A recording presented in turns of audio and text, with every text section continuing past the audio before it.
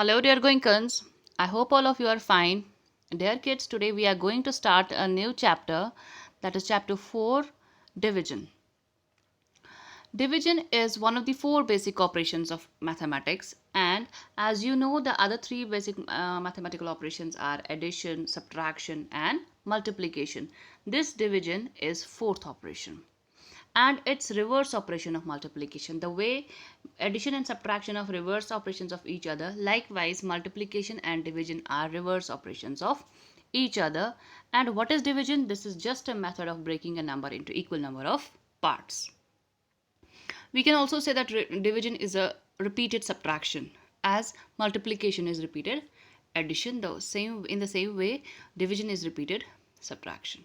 And the terms associated with it are dividend, divisor, quotient, and remainder. Whenever we divide any number by another number, the number which is to be divided is called dividend. Here you can see this 12 is the dividend. The number by which we divide is called divisor.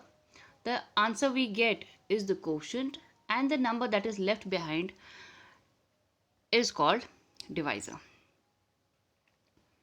And there are certain facts and properties associated with division, and the property number first goes like this. Whenever we divide any number by itself, 4 by 4, 100 by 100, 16 by 16, whenever we divide any number by itself, the quotient is always 1. Here are 5 examples quoted. Next property is whenever a number is divided by 1, the quotient is the number itself. If you divide any number by 1, means if divisor is 1, the quotient is always the dividend.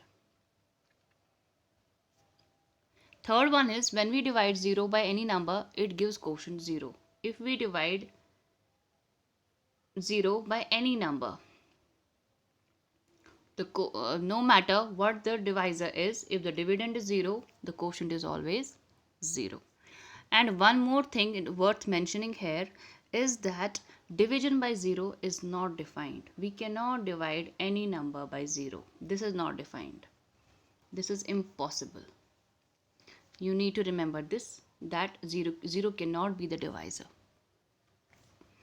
One more thing is that there is a relationship between multiplication and division. And what is that? We can illustrate it with this example. Here you can see the product of 7 and 8 is 56. It means if you divide this 56 by either of these number, you will get the other number as the quotient. That means if you divide it by 7, you will get 8. If you divide it by 8, you will get 7. And this is true for all cases.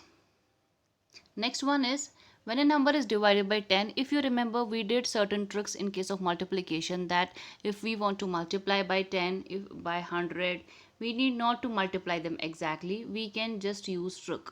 Likewise here, we can use trick for multiplication by 10, division by 10, and division by 100. And what's the trick in case we want to divide by 10? We need not to divide exactly. If we have a number, say I have a number, say 725, and it's to be divided by 10. The last digit will be the remainder, and the other numbers will be the quotient. That means here quotient will be 72 and remainder will be 5. Likewise, if we have to divide by 100, what happens? The last two digits are the remainder. That means if I have to divide, say for example 3, 4, 5, 6. If I have to divide it by 100, the last two digits make up the remainder. That is 56 will be the remainder, and the remaining numbers, that is 34, will be the quotient. This was all from this video. Thank you very much. Allah Hafiz.